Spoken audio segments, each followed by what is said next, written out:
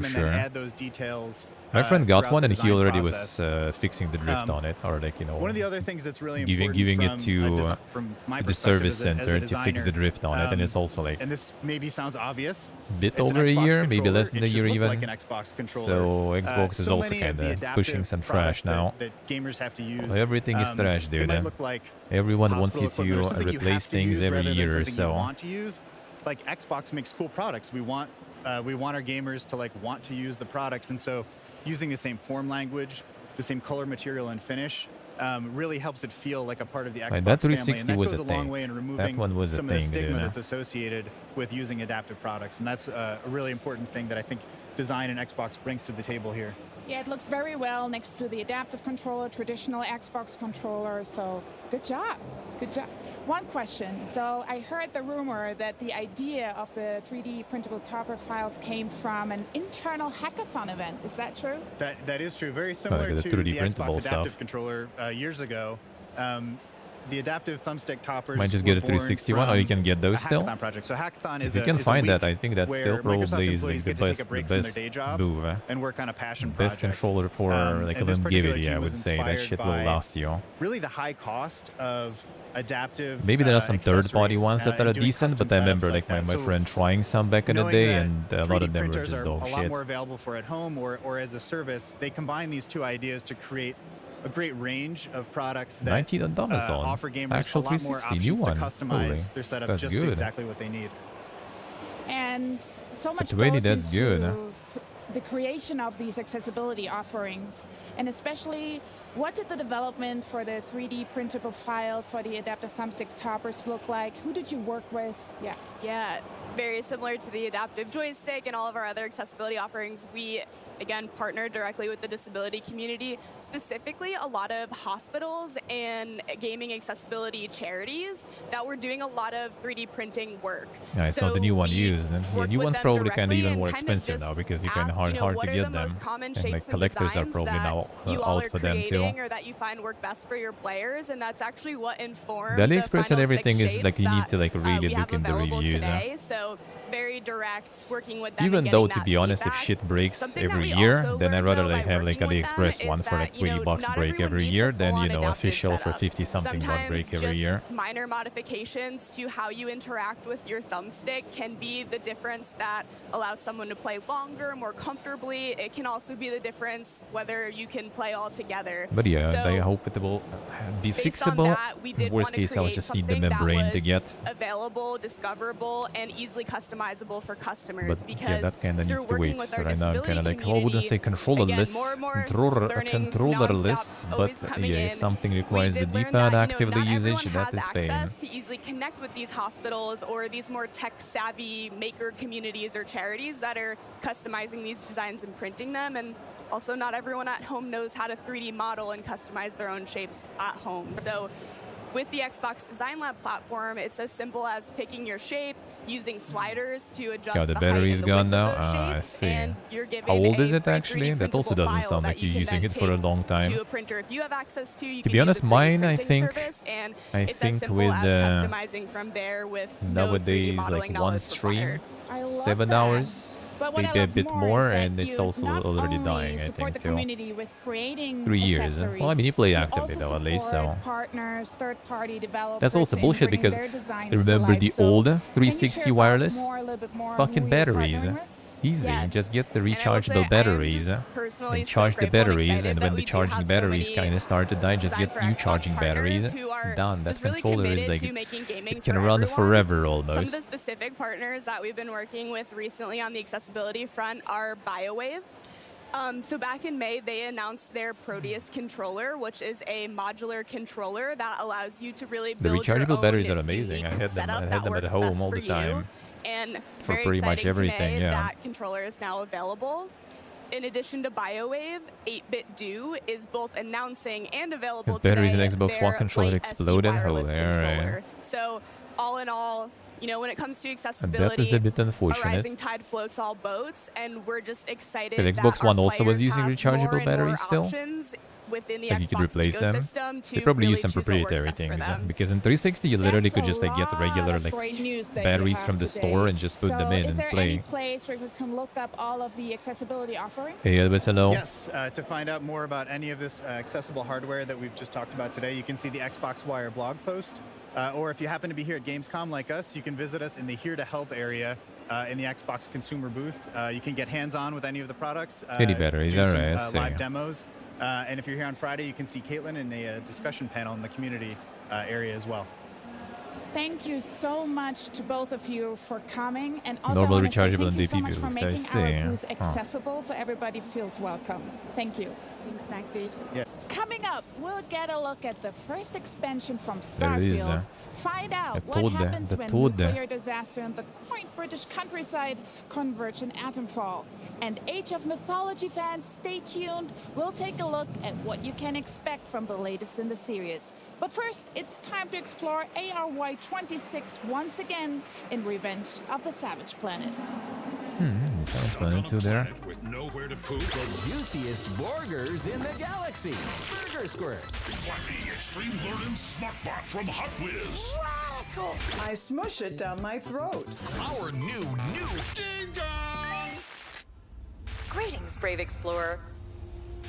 We here at Alta Interglobal would like to welcome you to our newest venture, the colonization of space.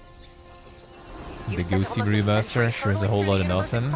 Yeah, I don't know, like why even? I guess I don't know if it had like a lot of issues running already. Unfortunately, changing market conditions have led us to the Enjoy most from realization hosts, that space exploration is far too costly and unpredictable. Many odds on the and channel Alta has these days? decided to Well, cancel because all yeah, future now it's plans in the space. what's the name? I regret The to odd inform you incentive that you have program. therefore been made redundant. So it does Your around final 4 check has minutes been of sent. odds per We hour. Thank you for your service, and we hope you eventually find a way home. It runs 4 minutes of odds per hour, huh?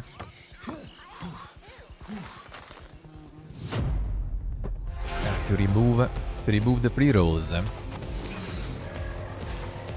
remove the pre-rolls, and because without incentive you actually technically supposedly actually getting something from those odds anyway.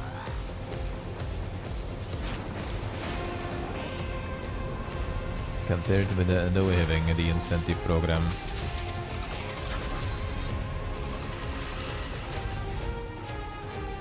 Open twice and alternate to not miss anything. I wonder if that actually works. Yeah, that's really weird when you watch like showcases and stuff. I do agree. Like also was going into the Geoff show yesterday on YouTube, and it instantly just dropped the ad on me.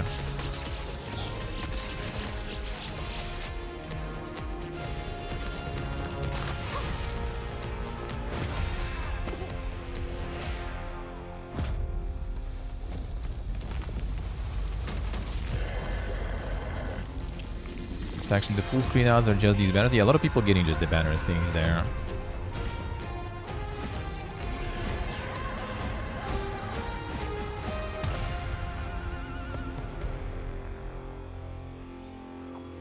Yeah, just for some reason, I don't know why, like, but Twitch decided that it's more optimal to run this like 4 minutes of odds per hour by doing this like 1.5 minutes every like 20 something I think, or whatever minutes, and it's weird. Into revenge.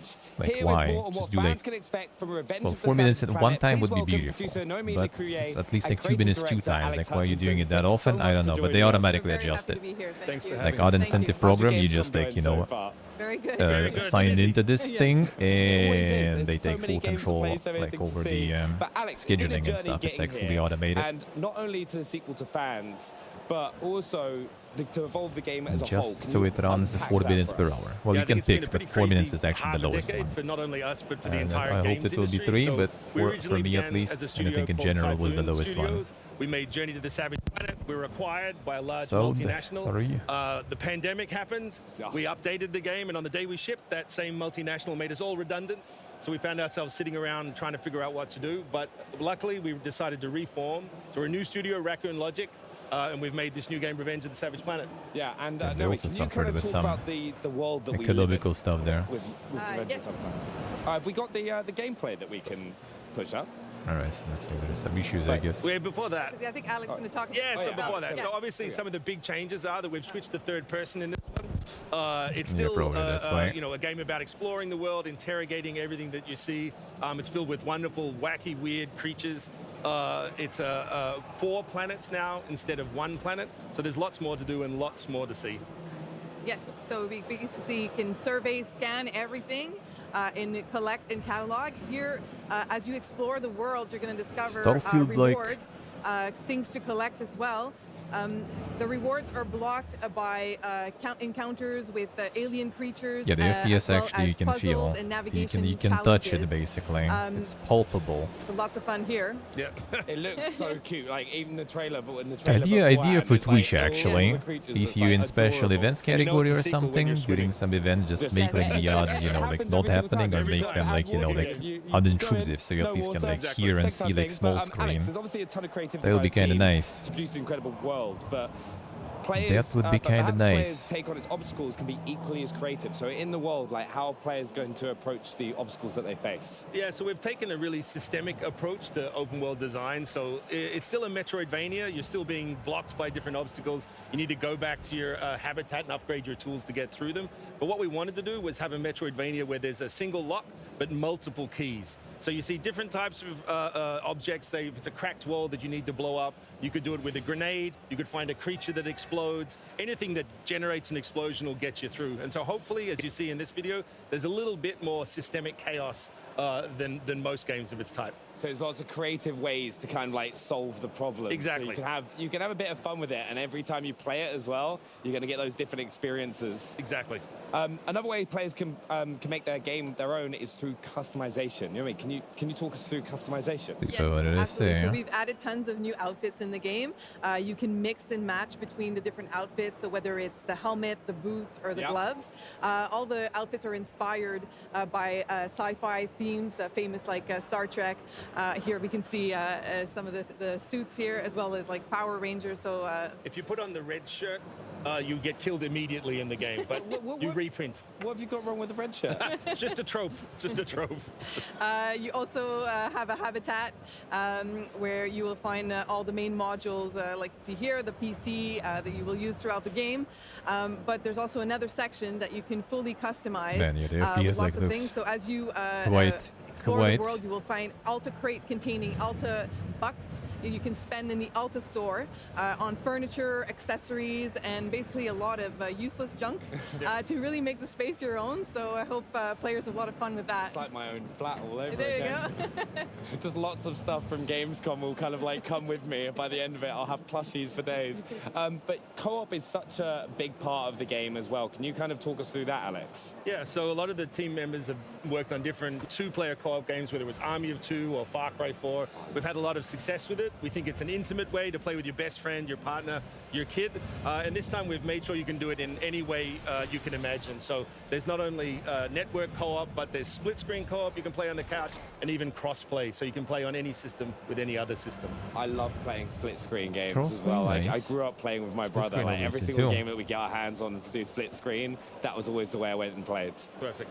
Yeah, also, it's so good you've been able to return to this franchise and bring tons to the fans.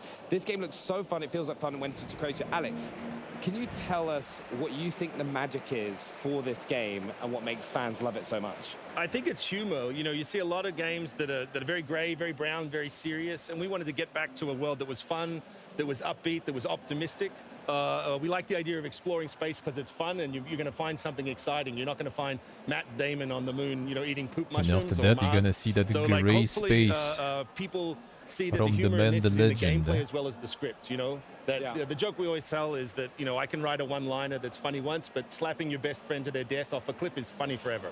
Yeah, you can just kick them off in as many creative ways as possible. Exactly. Like just trying to get through that Breath cracked Edge wall. 2 is also 2025 but also, then, really son. importantly, when a player's going to be able to get their hands on the game. So it's going to come out sometime next year, 2025. Not really even like, for you more know, info, you can go on the not website. even really interested, to be honest. And wishlist as well. Like right playing now. it in early access, Yes, I just kind of like heard out that stuff. wait Like to come and have a that go with it chapter as 2 well. in early So, access, thank it you was so much for awful, joining us man. as The well. grind was And insane. have you got any final words as well that you want to share with fans? No, we just please wishlist on whatever platform you like, and we'll show you some more gameplay soon. No, honestly, thank you so much. But coming up, Alright, We've taken a Starfield. spin in some new wheels and a turn with a new story in Starfield's first ever Let's expansion, see. Shattered Space. But first, Bring check out Todd an in. action-adventure game about hope, robots, and the power of words. This is Dustborn. We need to stick together. Bring Todd in. We need to be a crew. Marvel Rivals. That's probably not going to be on Xbox though, I guess. Space guns built into their arms. That's probably not gonna be on Xbox. It was on the background there. Dustborn isn't about making the big and immediate choices. It's about the little things that add up over time. The words spoken that affect relationships and moods, the decisions that stick with you and play out when you least expect them to, the actions that push your relationships in new directions. I guess this explains why you're suddenly so eager to chase after the robots. Oh, keeping secrets again, huh? It's about making tough choices. Isn't this about one how out to deal already? with the Or is it people like in your really soon or crew, something? How to manage them and pull them together to do the job, and to make the compromises necessary to reach the end of the road and your own personal goals. We'll be taking a different route north. It is out already. I Through see. Liberty, Oregon. Before Liberty? I would actually like an explanation. I concur. Think of the game as a way to write your own comic book as you play. Each chapter or issue starting with a new cover, It is displaying what already you're out, about to I see. experience, and each of them ending with a comic splash screen. These pages present key choices made in the previous issue that could have an impact later on. Whether a dialogue line or event plays out because of a choice made by the player, an icon will appear in the top right corner of the screen, allowing you to really But the get a sense of interactive what could story have gone stuff not differently. exactly my jam, eh? What the hell, Pax? What now? In the comic splash, you'll have access to more data, such as global stats about how many other players percent of received players, this huh? particular consequence, allowing you to gauge how popular this choice was. Some choices lead to crew mood change, which can have an impact on your relationship with them, but also on their personal endings. Are you just gonna hover? Those were the funny finish our moments chat? whenever the Keller was No, doing his we were playthroughs. finished. To see I'm what the worried other about you, people did, and I which had choices more to others say. picked. I'm sure, but I was done. Every key crew member in the story receives one of 3 endings, Those are always the or dinkest codas, parts. based on choices made and actions taken by the player and PAX. Each coda is illustrated by a comic book style splash screen, along with unique dialogues and events reflecting each character's current status. The player can at any time access the character codex to see which coda is the current favorite. The crew respects you. When you're unhappy, they feel it. I'll keep that in mind. Whenever a dialogue choice or action affects a coda, the screen will display a coda emoji, along with an animation that tells the player how important this choice was. It'll be up to you to decide how the road trip goes and how your relationships will evolve. Will Noam break away from their on-again, off-again relationship with Pax, or embrace it? Will Theo loosen up with the crew, or favor his boss status? Will Ziggy resolve her sister issues with Pax? Discover how it all unfolds in Dustborn. Available now. What's the name of your band? We're the now. Dustborn.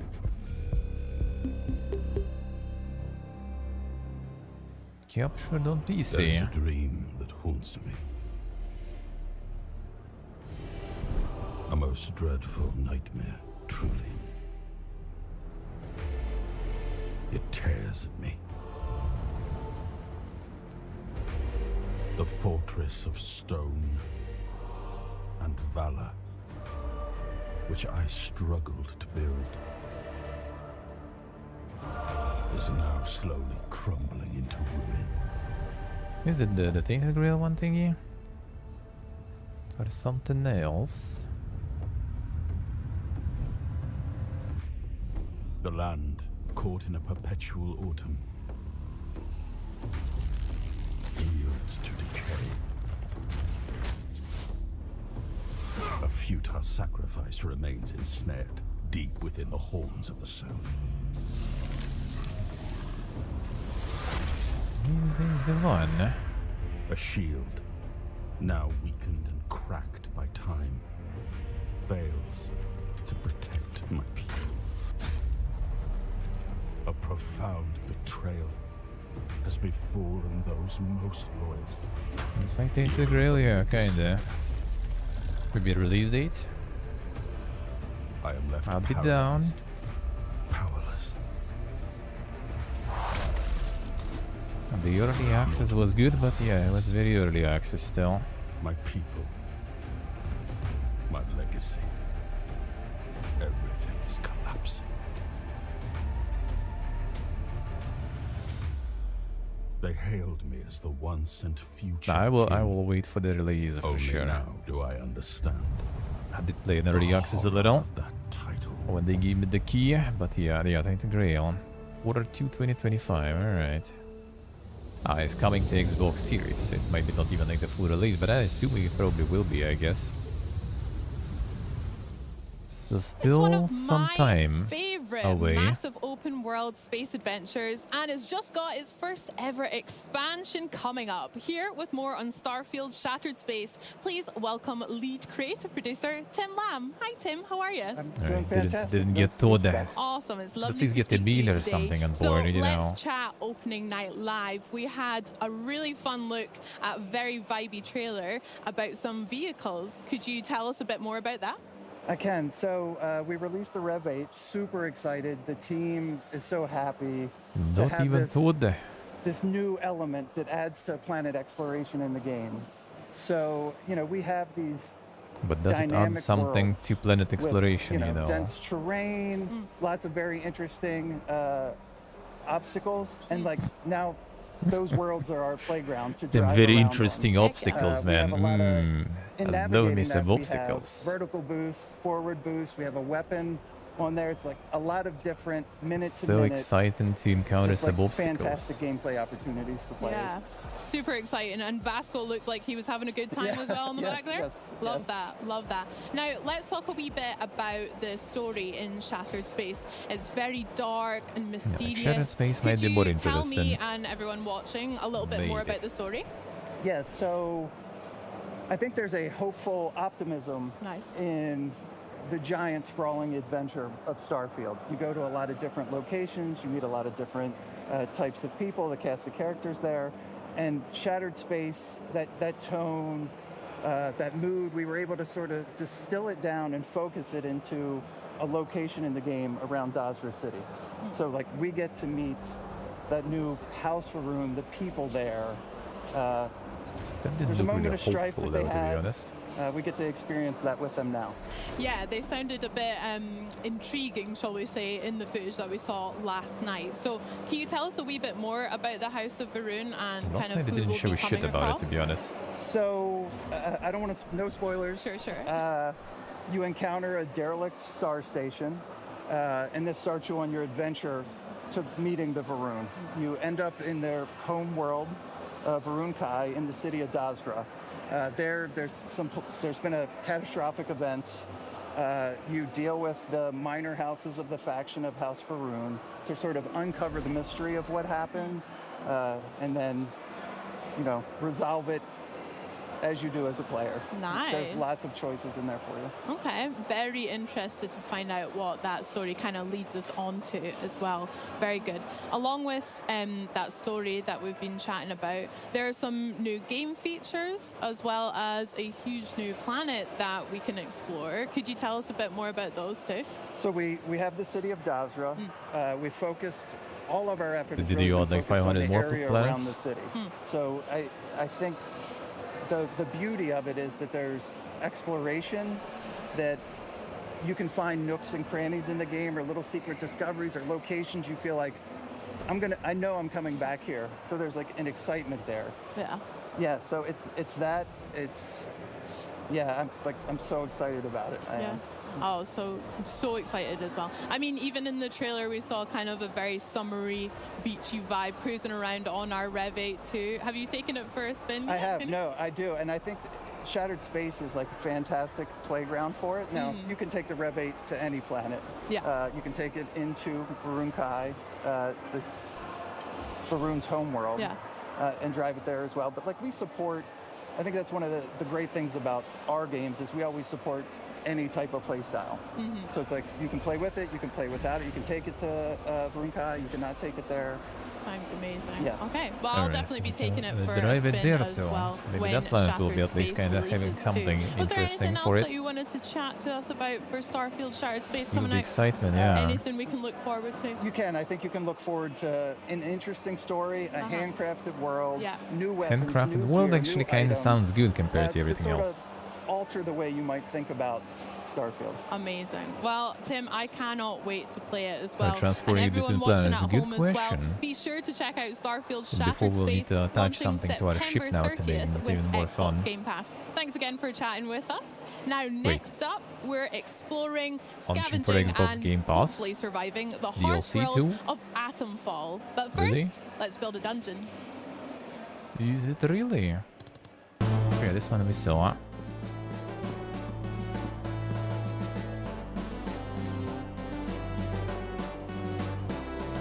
Starfield the mid? Yeah, mid is kind of good definition for it, I would say. Just meant the car. Yeah, could be that. Yeah, I kind of doubt they're gonna be rolling the DLC out there. I mean, they could though. Like, it's not, you know, the most exciting thing that people are waiting for. Might as well just like put it on Game Pass, I guess. But still kind of weird, but probably.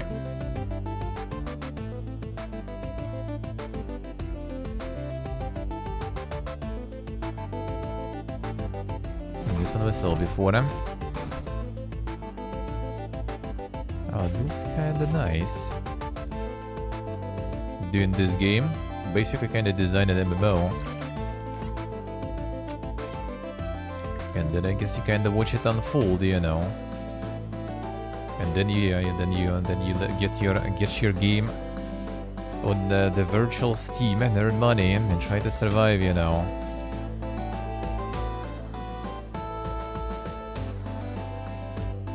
And you had the Ligian and the Shamitsu. My favorite. Yeah, the game dev sim basically. Hi there, Doing good I'm in James, PHP, doing good. the designer of Let's Build a Dungeon, a game development simulator that's coming to PC and Xbox next year.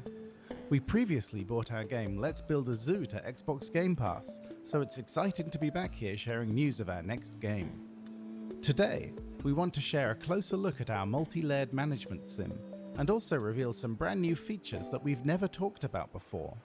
Let's Build a Dungeon is designed to simulate every aspect of running a games studio, and that starts with designing something your virtual players will love. You get to decide which quests to put in the world, Suffer. and whether you want to can focus suffer on in a the game now, traditional too. RPG built around magic and combat, or something more cozy like fishing or running monster farms. And if you want even more control, we have an exclusive new mode to share with you. Creative mode is our sandbox, but it's a sandbox quite unlike any other. Not only do you have access to literally thousands of assets, buildings, and characters, in Let's Build a Dungeon, you can also tell your own story. We are developing a series of easy-to-use tools that lets you create almost anything, from a production-level dialogue editor that lets you create branching conversations, events, and rewards, to a full AI editor that lets you adjust anything from attack probabilities to spawn rates and weapons. Gonna play We this even one. have a tool that lets you draw your own pixel art characters, which will then automatically animate them for you. Our goal is to build a suite of tools that gives you as much control Time to as release we it as have an engine, when dude. building Let's our go. Games. Games made by the community will be available for download, along with some titles made by developers like Hello, us here fine. at Spring Loaded. Hoog. Adding these tools felt like the natural extension of our game development simulator. Why stop at building the most detailed game dev sim ever created when we can add elements of a game engine to give you a full, authentic experience? Hopefully, this short overview has given you an idea of what to expect from Let's Build a Dungeon when it ships next year. Kinda cool.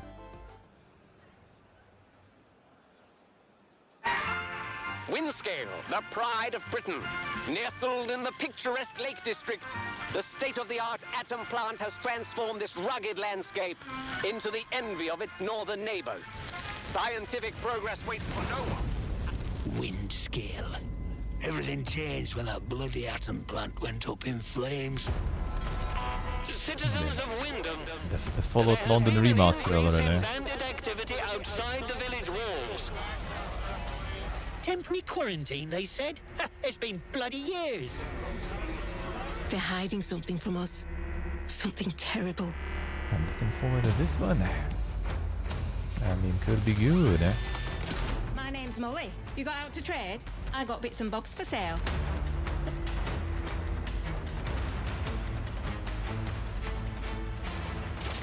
Please be careful.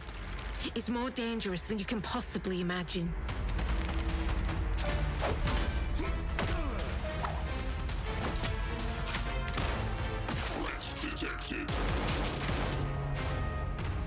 Is this the Be Happy Few dudes?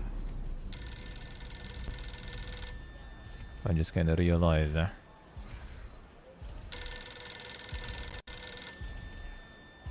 It's mystery mixed with folk horror weirdness, all set in a not-so-idyllic post-war British countryside, and believe it or not, it's based on a Sniper true Lights story. there. Really? Well, Somehow kind of reminds. Welcome, Creative Director for Rebellion, Ben Fisher. How you doing, pal? How you doing? Welcome to Germany.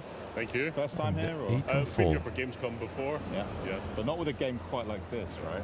No, let's talk about that, Ben. That's a Actually, sniper you're right, right Henry, there, because this is a huge departure from Rebellion's most famous series, let's call it Sniper Elite. Can you tell us about this sudden change of pace here? Sure. I mean, it's similar and it's different in different aspects of the game. So we always for this one I'm going to be doing sandbox exploration, some hill giving card and lots of stuff. freedom in their objectives. Because At the same time I this is a wouldn't mind, but I survival kind of action like plan some things. with some sort I of kind of RPG want elements, there's skills, there's to. I crafting. want to do other stuff too. Because we're gonna have 2 hours then, which is actually perfect for to get a little bit of action and then switch to level infinite We just saw showcase. the quick trailer. There's a lot going on. It's not But just now one not the sort game, of yeah. trope that you're sticking to. There's a lot to unpack. So maybe as we're checking out some gameplay that you brought along that we can experience, All right, we can gameplay, jump let's into some go. of the influences that have made it into this title. Because, like I said, it's a lot going on here, man. So let's check out some of this gameplay as well. Got to start off with a post box. Yeah. Yeah. Where else? I mean, it's on your T-shirt as well. Yeah. It must be quite a core feature of Atomfall, I assume. It is actually. Ah. So, as you explore the world of Atom, you're uncovering a mystery. You're discovering what's happened in this post-apocalyptic quarantine zone in 1950s north of England. Different characters will ask you to do things for them, and they might help in return. And one of the characters that you can interact with is this mystery phone voice. You don't know who they are, you don't know what they want, and you have to choose which characters you trust and don't trust in your exploration. Kind of like Bosley, Charlie's Angels vibes coming through the phone. Yes, yes, exactly. I like that. That's cool. You know, speaking about the story, and Henry, you mentioned it earlier. True story. Like, what is that about? Yes. Well, yeah. It's based on real-world disaster that happened. The first world, doing quality voice major acting. nuclear disaster Come on. in the world was Windscombe plant in Sellafield, so 1957.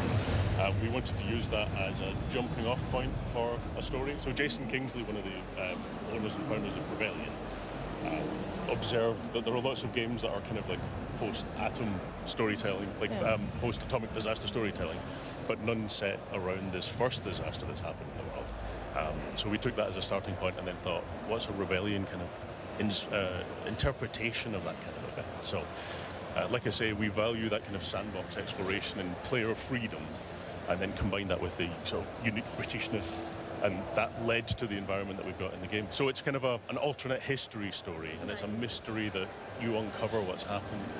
And as part of the process of building that game world, we looked back at 1950s storytelling. So references like the Quatermass series, which is one of the very earliest sci-fi serials, or like early Doctor Who, and things like that. So like UK TV Gold kind of cultural reference points that even if people don't know the reference itself, they know the influences that came from it.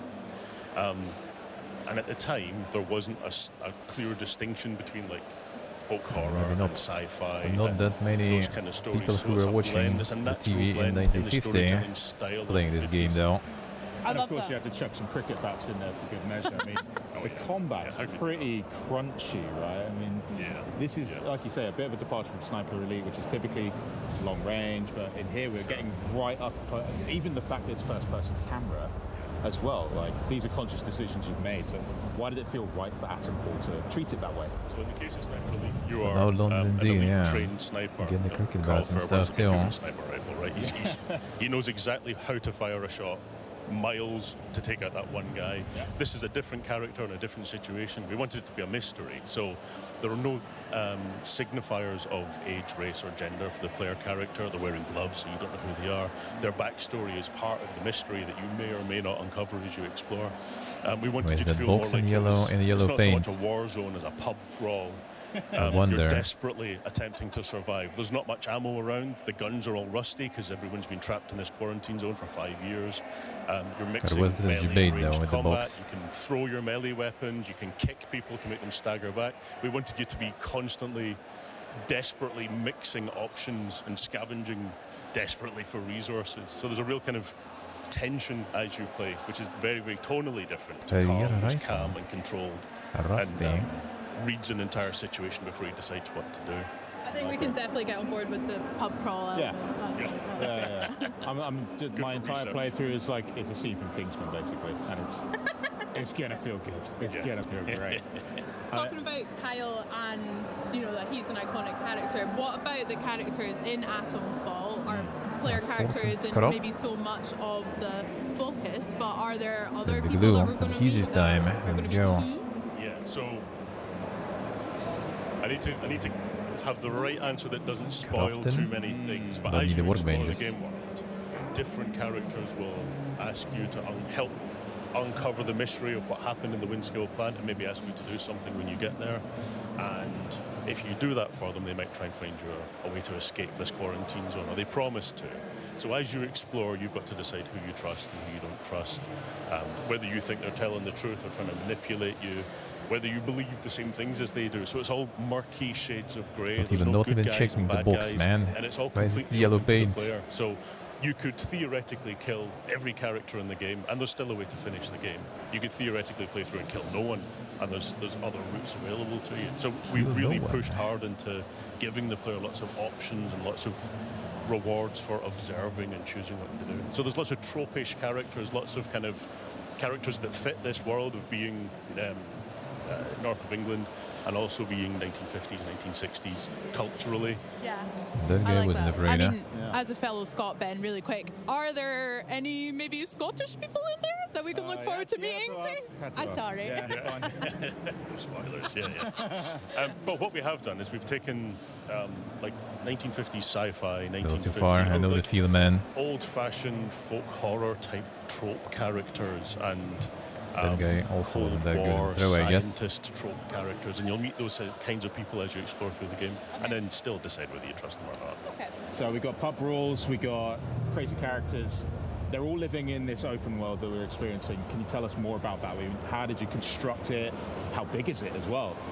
Okay. Well, what Rebellion excels at is these deeply packed kind of sandbox maps. So the way that we've structured Atomfall is a series of like 5 or 6, depending on how you count, sandbox maps like the one you can see just now.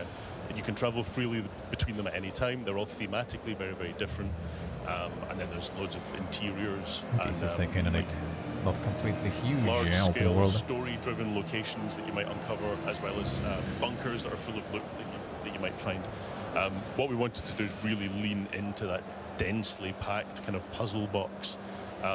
So I've spent all day watching people play the game, and no two playthroughs have been the same. People can approach it all very, very differently, get different experiences.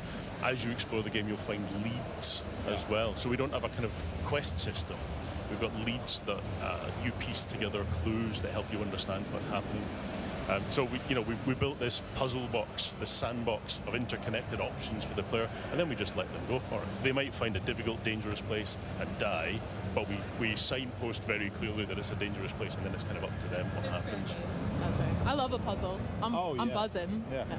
We're great at solving them together, to be fair. Well, We could work on it.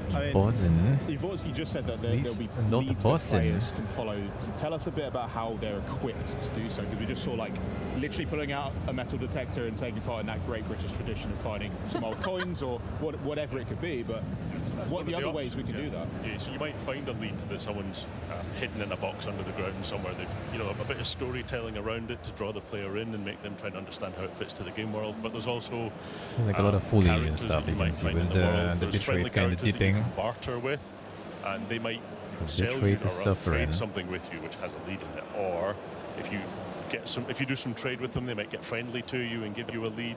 You can also have conversations with characters, and if you might choose the right choices, you might get some more information from them. The way that we've approached those is the same kind of high stakes player freedom. So you can get the conversation wrong, right? You're not working your way down a list of conversation topics until they grey out and then moving on to the next one. It works more like a real conversation. So if you judge their personality wrong and say the wrong thing, they might shut down and stop talking to you, and you've pruned a chain of leads that you might otherwise have found something interesting in the game world. So you're always the yellow having paint in this game is you may even not notice are there. That sounds so smart. I can't wait to dive into that as well. That's so cool. I understand there's some crafting elements in that as well, and also, metal detectors, scavenging. Can you tell us what that kind of looks like in Atomfall? Sure. So the player's desperately trying to survive and finding materials to help them survive. Yeah. So even if they find a gun, there might be 3 bullets for the gun. They can find materials. Not sure if it's gonna fix the bitrate issue though, but yeah, it might be better though, because right now I have the bitrate issue and you have the double bitrate issue probably through the stream. Trapped into a corner, and you can make these resources that help you survive. Like I say, we're trying to make sure that we find this sweet spot where you feel kind of desperate as you're trying to survive. We want you to use everything that you find. We've made sure your backpack capacity is quite limited as well, so you're really pushed to make these difficult choices and decide even whether you want to engage in a fight or not, whether you want to avoid it entirely. You want to choose the right moment and try and take out 5 guys with a Molotov. It's all really, really high stakes, but it makes it very rewarding when you manage to pull something off. Watching still. It looks like our player right now is making a horrible decision by going into a restricted area. Already seen a ribcage. I mean, I mean, so this is going to go great. Like I mentioned earlier, if you're heading into somewhere difficult or dangerous or scary, we make sure and signpost it. So if you go into a place like that and then you die, you go, oh, I should have guessed. There was a skeleton outside. Yeah, that one's on me. Yeah, exactly. Yeah. To be fair, I'm very good at ignoring red flags, so we'll see about that. And in terms of the player's progression then, so you're making all these decisions, you're making friends with everybody, you're crafting your gear. What about skills, anything like that in the game? Sure. So there's a range of skills that help reinforce the player's ability to survive in this dangerous world. So there's a chain of skills that are for melee combat, ranged combat. There's sort of durability skills that mean you can take more damage and survive in dangerous areas. And then also abilities that help your overall survival, like disarming traps and things like that. There's a skill stab. So really we wanted to keep it grounded so that there's always that sense of threat and pressure, but we wanted to give you some advantages. So you might learn a skill that lets you throw a melee weapon, and if it's bladed, it'll stick in targets and things like that, just to help give you that edge over the course of the game. As you can see in this location here, they're in a kind of dark and then scary interior. So we've got the player's progression, but then there's also a kind of game world progression where they're uncovering a mystery. So quite literally, they have to push deep into the world and into the underground of the world to find these dark and scary places. Now this at 8 and 4. We try and keep it tense the entire way through the game. I was going to say, because there is the sci-fi element, but there's a bit of horror vibes I'm getting too. Like, so with us competing with people maybe on a top level, and now we've got into this bunker, there must be some monsters of some kind. Yeah, we just saw a little glimpse of something scary and monstrous, and as you push into the mystery, you will find more elements influenced by what happened. But yeah, for sure. I mean, like I said earlier, the storytelling style of the 50s and 60s didn't really have a division between folk horror and sci-fi. There was like a blend for a certain kind of story that was addressing the Cold War, but in a way that wasn't too political, I guess. So, folk horror stories are about the division between rural and urban civilization and how there's a tension between them, and Cold War stories are about fear of the outsiders and others and that sort of thing.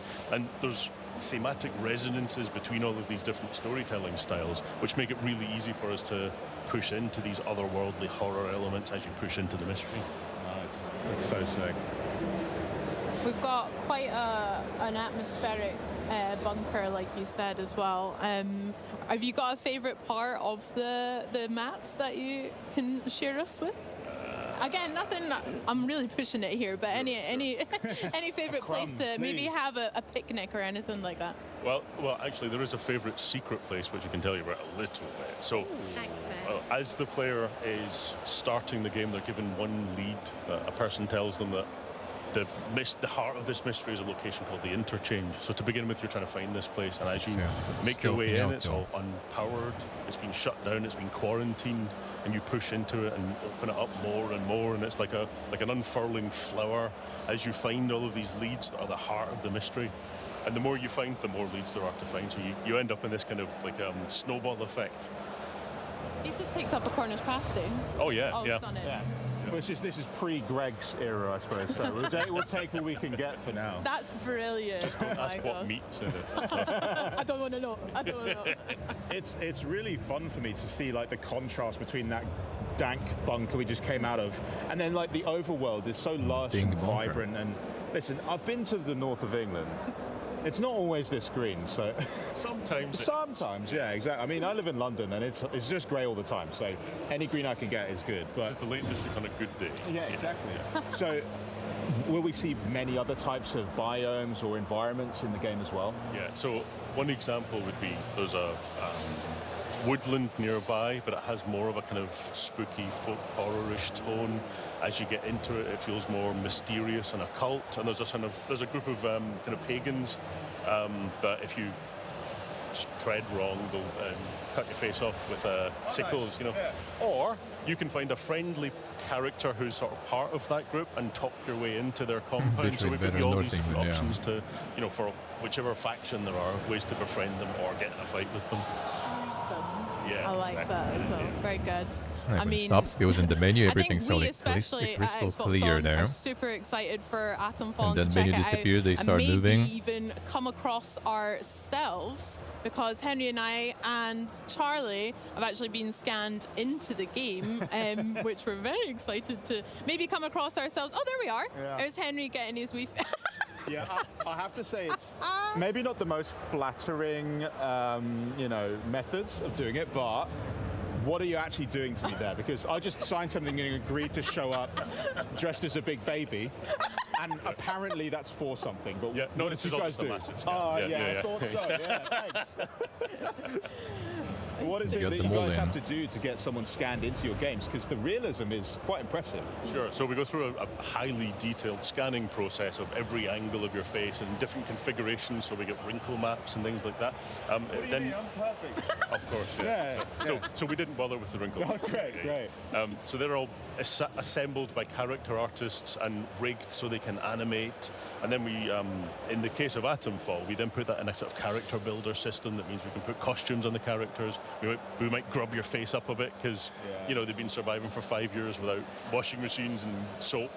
And then we just find exactly the right spot for each kind of memorable face in the game. I'm definitely looking out for where I am.